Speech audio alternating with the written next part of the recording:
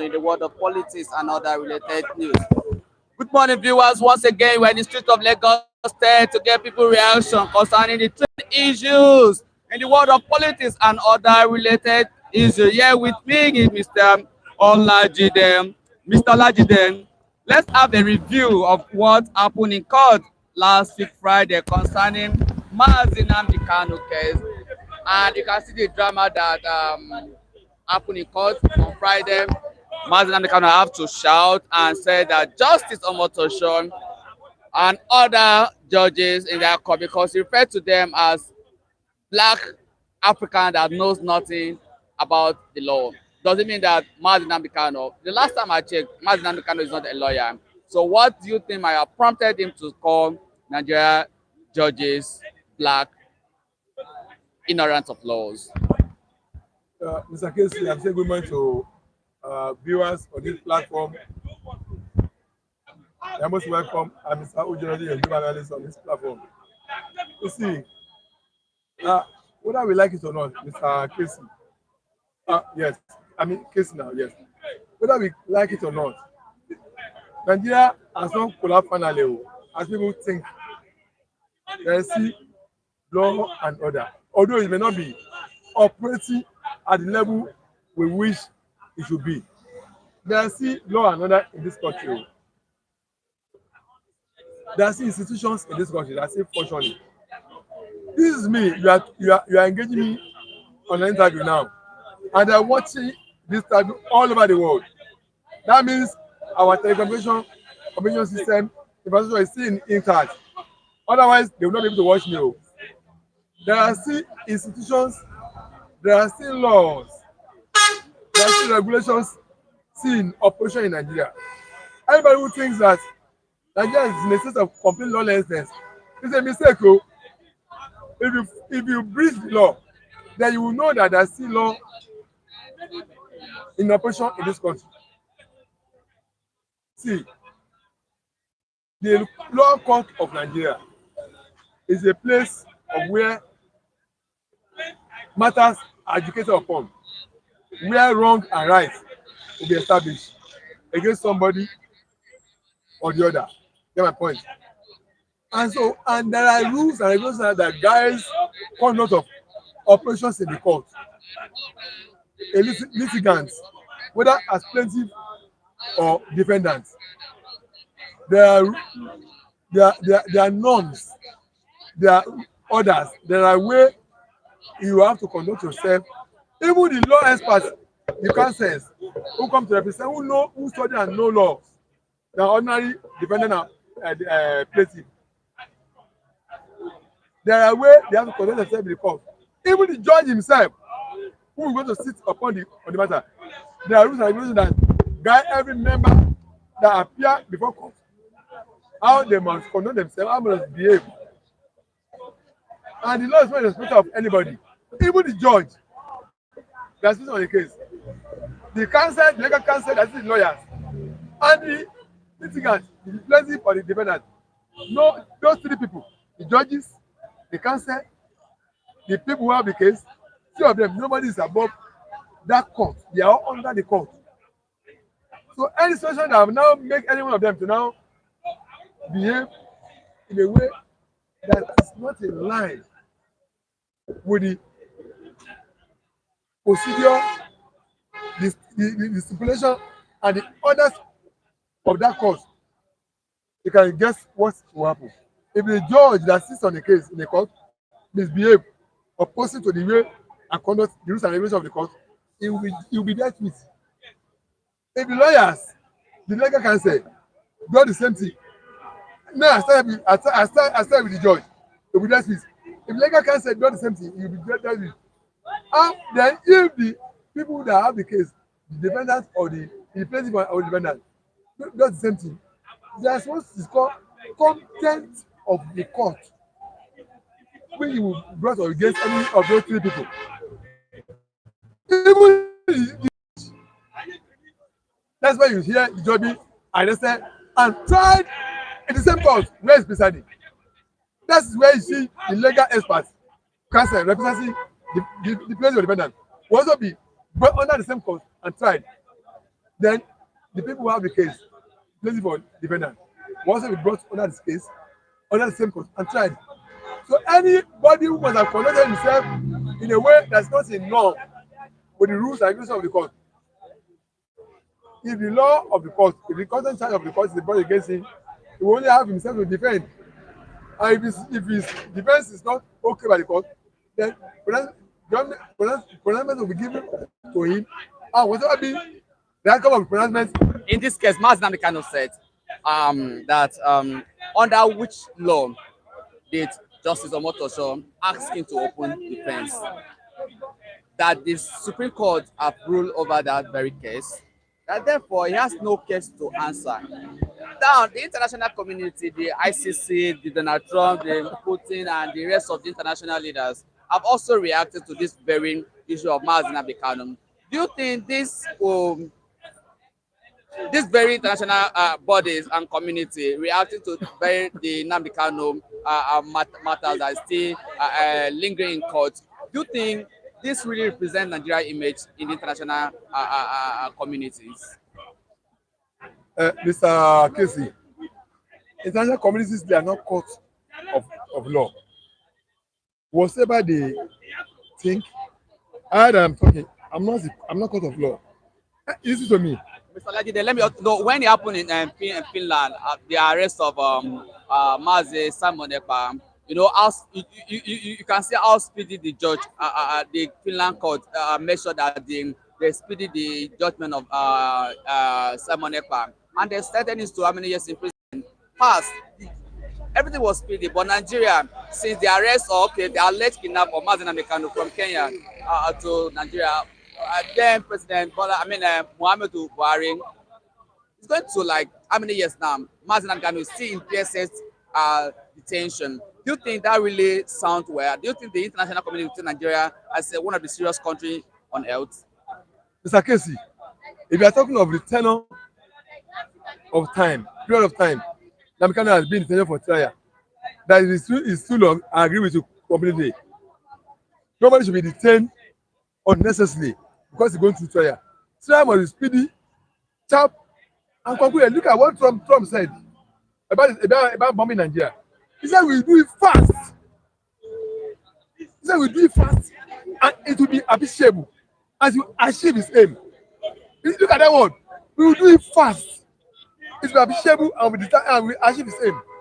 It's the same process. I agree that the legal process of education of trial must not be too long. It can't detain anybody in the prison under why trial. is Nnamdi Kanu different from others?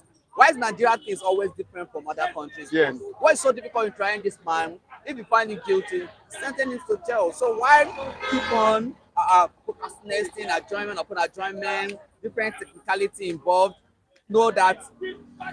Keep him in detention for how long? For how long? Do you think that this could be the reason why Nnamdi Kanu is behaving or reacting the way he reacted last Friday in court? If he's reacting based on, say, I will detain for longer period of time, my trial has not been concluded sharply, I agree with him. But there's a way you can react. That's the point I'm trying to say. There's a way you can react that will not become, unlawful to the system of education of legal process. You can do right thing the wrong way, like I see. You can do the right thing in the wrong way and be punished for it. You are doing the right thing, but if you do it the wrong way, you'll be punished for it. You can do the right thing the wrong way. I agree with that. Process, the time of trial must not be too long. Look at some ever. The trial was convicted, he knows he's having jail. If he doesn't agree with with judgment, he has to appeal. In the case of Kanu, I don't agree why he has been detained for a longer period of time. I try to disagree with it. So I don't agree with that. He should have been tried. If he's guilty, let him know he's guilty. He knows he's only challenging the guilty charges, not the challenging judgment at the court of appeal. You know where his focus is. But when you detain him, the trial process It's taking too long. 3, 4, 5 years is inhuman. It's criminal. It's cruel. It's injustice. I don't agree with that. But what the point I'm saying is that when you want to react to that issue, it's a good thing you want to do. But if you do it in the wrong way, it can be accused of an offense. That's the point I'm trying to stress. Reacting that you have been kept in a long detention without completing the trial is a good development. Then, if you agree on that, that means that whatsoever action taken by Mazen and Kanu should not be blamed. I'm telling Nobody you, should blame him for that. no, I've not told you you can do right thing the wrong way. You'll be held responsible for it. If you do the wrong thing, if you do the right thing the wrong way, against the law as it should be done. The law, the Constitution of Nigeria only allows to protest against Nigerian government if they are doing things that is wrong against us. If you are not agreeing with their governance, the only law allowed by Constitution is that we should come out and protest. But if we should go and take a gun and begin to attack them, the law does not give us that right. If you want to say, you want to show our grievances against the government of Nigeria by going out and carry out, that is not lawful. All right, Mr. Olajide, if you happen to be in Nnamdi Kanu's shoes, what would have been your reaction? How would you have reacted in this kind of situation that somebody will kidnap you or a government will kidnap you all the way from Kenya down to Nigeria and they put you in DSS custody for how many years? And the judge and the Nigeria judiciary not speaking the judgment. Either to claim, to say the guy fine, you are guilty, charge him to maybe how many years in prison and whatever I want. You know his family. And you refuse. You keep on adjoining. Now they have still adjoined the case again to 20th November again. And nobody knows what will happen on that day. If I get to that day again, they will see adjoin the case again. Now, my question is that if you happen to be in the show of Mazen and Kanu, how will you react?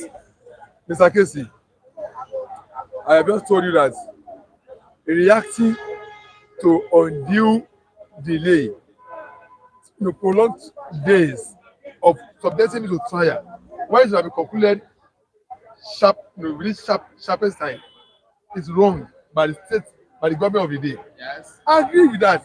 It is wrong. I can also initiate a legal process against the government of the day. Why are you keeping me in trial? This I think Kanu can do. No, it was only facing his trial. Is there any case in the court of law against the government? But for delaying me for some long period of trial, no, nothing. He had no stop for fundamental human rights against government of the land, government of the day.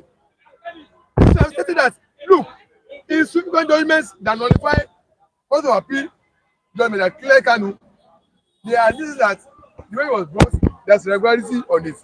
That's a clear case for Kanu, so it's a case against government of Nigeria that the Supreme Court has said there's irregularities in the way I was brought to Nigeria to come and answer charges. That's a better ground for him to initiate a court process to seek for damages against government of Nigeria. But he did not do that. Number two, stay in the present custody for trial. He should have instituted a case against government of Nigeria for making him to stay longer. He didn't do that as well. The only process we have to seek redress against government is judicial process and protest. Any other means is unlawful. All right, thank you, Mr. Olajide.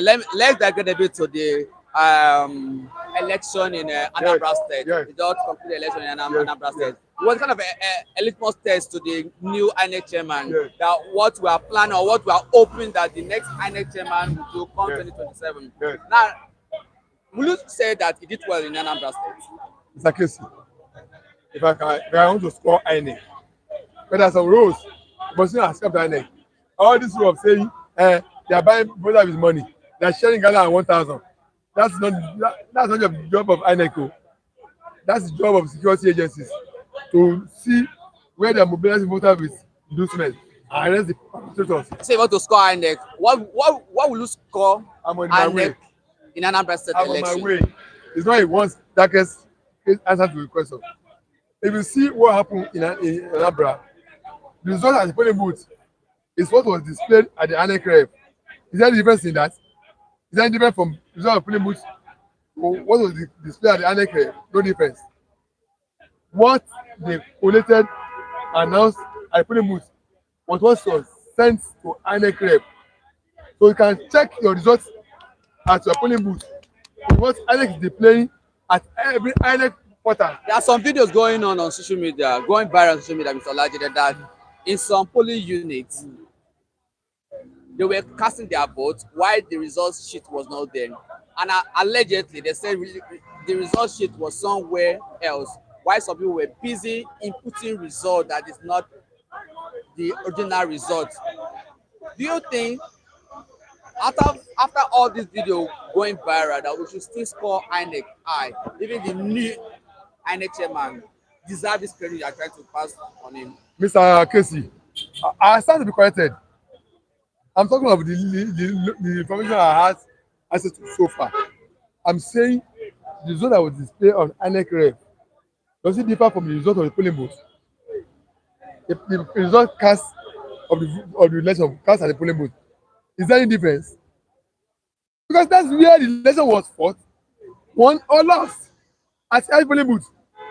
That's where you win. That's where you contest for election. That's where you win it or you lose it. If you win at every polling booth, the result was declared. A result sheet was given to your party agents. Okay, the one that was posted to INEC rep, is it different from the one in your result sheet? If it's not different, then where is the vote? So mean that the new INEC chairman is doing a great job, right? I'm telling you that. We should cast votes of confidence on him. I'm not saying that. This is one election, just one state election. Because if you want to justify, unlike what you normally have, when you go and leave polling booth and get to collection center, it's a different result you dey be collecting. That's the one they will not post as IRF. So we say that Anambra's election was. But this one, the result of the polling booth, I stand to be corrected again. I saying I stand to be corrected. The result of the polling booth, as declared, as recorded, as written in the so-called result sheet, is one that was declared at the INEC rep. I am still saying I stand to be corrected. Prove me wrong.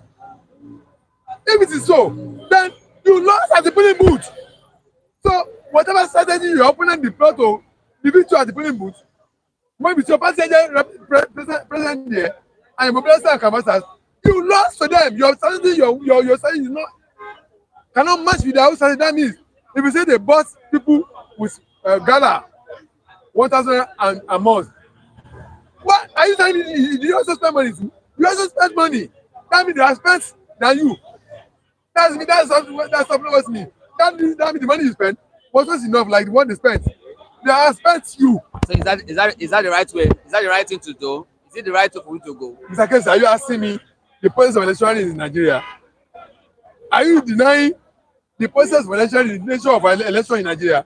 Are you pretending you don't know the nature of election in Nigeria? They are weaponized poverty. Nigeria such that when it comes to election time, it's there you will see government big now like this. Things that will move people that have been hungry over years, and they will not bring out little stipend to entice people to move people. If you see people are comfortable, they can buy their conscience.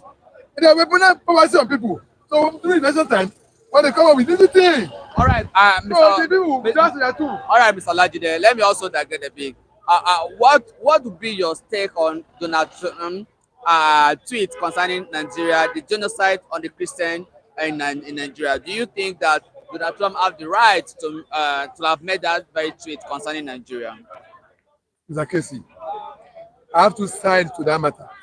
That has always been my position on that matter. I have two sides. I don't know if you're able to be ready to take the two sides. The first side is that Donald Trump, as a human being whose blood is really in his brain, of a particular level of capacity and ability to come and rescue his fellow human being, particularly people of some faith. These steps they are taking to come and defend Nigerian Christians that are being killed by Fulani jihadist terrorists. Fulani jihadist herdsmen, I agree with him because Fulani jihadist herdsmen are believe one killing indigenous civilian indigenous tribe people in Nigeria in their respective land places. Is it Igbo that's killing people in the north? Is it Yoruba that's killing people in the north? Who is killing Yoruba in their land here? Who is killing Igbo in their land? It's not the Fulani jihadist herdsmen who are backing on expansionist ideology, conquest agenda. All right. They are the one that so if Donald Trump says he wants to come and assist, if he feel that Nigerian government is not doing enough, or it's like something like about this, okay, it's welcome. But the way I would expect him to do it is to work in synergy with Nigerian government. How it can mobilize, encourage, and boost the fighting capacity of Nigerian troops to really deliver the aim. That's where I want it to be. Right. Now, but if you can't do it that way, remembering that Nigeria is a sovereign country, it's not a what's it called? It's not a territory under US. All right, Mr. Olajide, as we are winding down, as we are winding down, okay. Let me have your thought on this because unconfirmed report though say that ICC, Trump, Benjamin Netanyahu, and Putin, they're also reacting over the case of Nnamdi Kanu here in Nigeria. Do you think they have the right to react on Nigeria issues because this issue happen to has something to do with Nigeria federal government and Nnamdi Kanu? So, what is the concern? What do you think is the concern of the international leaders like Trump, Putin, and Benjamin Netanyahu? Why is so special? What is their own interest? See, wherever there's injustice, and the government of that land cannot fulfill justice, cannot ensure justice, just as Donald Trump is seeing injustice against Christianity, against Christians in Nigeria. The problem is to come and rescue and develop Christians in Nigeria. So also other people who feel somebody else is under injustice, they also come and intervene on his behalf. If Nigerian government is carrying out injustice against Nnamdi Kanu, it's high time they have to retract from that step and do justice to him.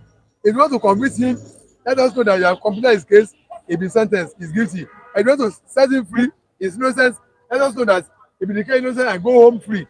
But continue to detain him for trial is not way. So if those people have seen that this is somebody who has been going for 3, 4, 5 years, oh, this is an injustice, and they're expressing concern about him, they have a right to do that. Let the Nigerian government do justice to him, and he goes to conclude his trial. Let's see the case has been concluded. If he's guilty, let him go and free. If he's innocent, let's set him free. Then the other side of Donald Trump, what I'm saying is that look, the other side of Donald Trump intervention in Nigeria is that I'm skeptical. I have a reservation about Donald Trump coming in. You know, I explained the first side of it that I agree with him. The other side is that this is a man who says America first, meaning that there's American interest that will underline in the reason why he wants to come to Nigeria, which is not yet declared, which is not yet known to us. Remember, many American presidents are ready to start American military base in Nigeria, which Jonathan proposed. All Nigerian presidents have never agreed to that. Even to last president, Buhari. I don't even think this one is even agreed to it. In fact, he has even joined an organization that is trading in different currency than dollar. BRICS Commission, or where countries like Russia, China, North Korea, Brazil, South Africa, bigger economies, India are in. So there will be underlying interest motive, which Donald Trump has not told us that is hidden, that he wants to come and publish over Nigeria. So I'm highly skeptical. I have a dissertation about the real intention of Donald Trump. Is it just using the issue of Christian Nigeria as a cover up to come into Nigeria, to come and attack and then establish, because everywhere American bases all over the world. But they carry to war. I see there all over the world.